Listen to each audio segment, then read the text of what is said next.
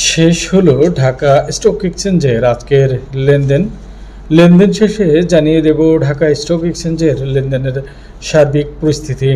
Dhaka stock এক্সচেঞ্জে আজকে লেনদেন হয়েছে 389 কোটি টাকা, যা গত দিন থেকে অনেক কম। গতদিন লেনদেন হয়েছিল 502 কোটি টাকা। আজকে ঢাকা স্টক এক্সচেঞ্জের গেইনারের সংখ্যা অর্থাৎ কোম্পানির দাম বেড়েছে 112টির, দাম কমেছে 258টির এবং অপরিবর্তিত ছিল 48টি কোম্পানির শেয়ারের দাম। এবার একে একে জানিয়ে দেব সূচক সম্পর্কে।